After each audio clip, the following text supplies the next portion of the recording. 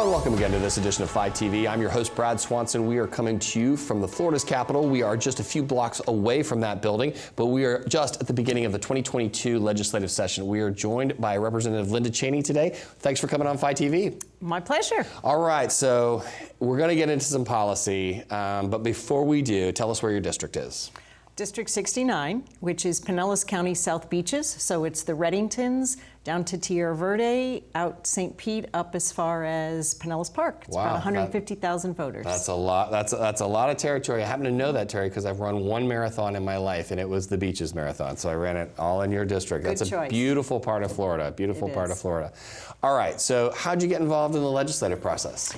I started as involved in my community. It was a grassroots effort that the neighborhood was concerned about some things that were going on, and out of that we realized if you weren't an elected official, your voice only went so far. So I ended up being on the city commission. And which city? St. Pete Beach. Oh, St. Pete Beach. Okay. Yeah. And out of that, I met a number of people who are in the process up here in Tallahassee, and so they said, you know what, you would be right to represent this district up in Tallahassee. I love it. And you flipped that district too, didn't you? I did. Yeah, and it leans Democrat, but as a Republican, yeah, I got to think oceans and water quality was kind of universal to everybody in that district. Big, yeah, which was what I was all about with my local grassroots group. So I love it. Well, you are one of our important people that was on our Shark Week video talking about the importance of our oceans and our beaches. So thank you for doing that. You're welcome.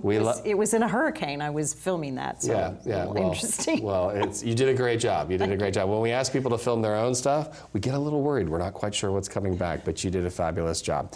All right, so when you think of the last legislative session, which was by far the most peculiar session, no lobbyists or barely any media in the building, everybody's masked, but you think about what you guys worked on. Was there one piece of legislation either that you worked on for something you were representing, or was there something bigger that really struck a chord with you? What struck a chord with me about that session is that we touched on just about every single vertical you can think of. So we helped small business. We helped residents with taxes and flooding. We helped teachers and education and funneled money into education and money into the environment. So if you can think of a subject matter, we touched on it in a significant way. Yeah. Yeah, it was really an amazingly productive session. I think those of us that have been in the business for a long time, you're just like, what is going to happen? How are they going to get it done? And you guys got it done. We did. And what a first year. Well, this year you'll return to a little bit of normalcy. But before we get to this year, let's talk about what you did in the off season. So it's a tight year because we've got an early session now. So you really didn't have much of a summer. But how'd you keep yourself busy this summer? Well, I like to say that I was living Jim Carrey's life in the movie Yes Man. I love that movie. So tell me what you did. I was at homeowner association meetings. I was at neighborhood picnics. I was at chamber meetings. I was at, you name it, my phone rang. They said, can you speak, attend, support, sponsor? My answer was always yes. I love it. I love it out there. And you probably saw, you usually learn a district so well when you're walking it and campaigning it. But now that you're serving it and you're doing your constituent services in that role, that's another way to see another side of the district. So, well, that's pretty neat. Your first summer of if you will, of service, not in the legislature. So that's good. What will you be taking from your conversations with the people in your district to the legislature this year? Similar to last year, a couple of my bills are actually brought to me by my constituents. So I've got one in the criminal justice space that was brought to me from a constituent, another one in the veteran affairs space, and I'm new to that committee.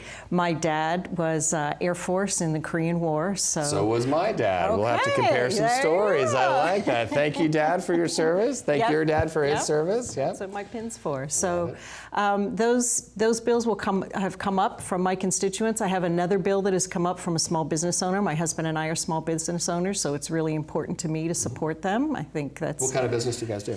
My husband and I built a mobile mammography business that we sold to a hospital organization. Right, And so the medical arena, front and center. Small businesses run that world too. So, yes, they do. Interesting. All right, so you're bringing those bills into the legislative session. Do you have any hopes for this next session as opposed to, kind of the dour, it's going to be, the Death Star in the Capitol? Like what are you hopeful for of your experience as a legislator for this session? Well, what I'm hopeful for as a legislative body is that we shouldn't have as much pressure on the budget as we had last year. So I'm feeling much better about the budget, although we did an amazing job last year. And as far as my personal experience already, only being in the Capitol 24 hours, what a difference. Right.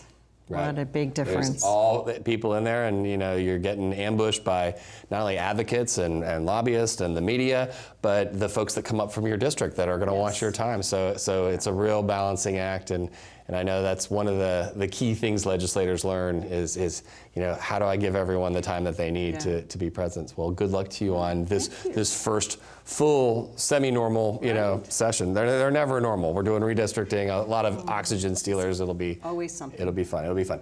All right. Well, we've got about a minute left. Okay. So in that final minute, we love, as Phi TV, as the Internet and Television Association, we love to know when you're not out fighting for the free world and your constituents and doing the hard work that we know you do, and we see that you do it every year. What do you like to watch? What do you like to stream to take your mind off everything? Okay. Well, when I'm not watching Shark TV, right. I like crime shows. Which, I mean, what's better than that, right? Try to figure it out, right? Right. Well, Janice was driving on the road by herself one night. Yes. I think we just don't drive on the road by ourselves late at night, Some deserted road. Right. So, well, thank you for coming on Phi TV and sharing your experiences thus far and some of your hopes and dreams. And thanks for sharing about your dad and his service and what you're doing for the military. And we hope to have you on really soon again on Phi TV. I'd love to come back. Thank you, Representative. Appreciate you coming on. Thank you. Thanks. That's all the time we have for this episode of Phi TV. For more interviews like this one, make sure you hit us up on our social media feed. And on behalf of the 150,000 people that work every day to keep you connected and entertained, thanks for tuning in.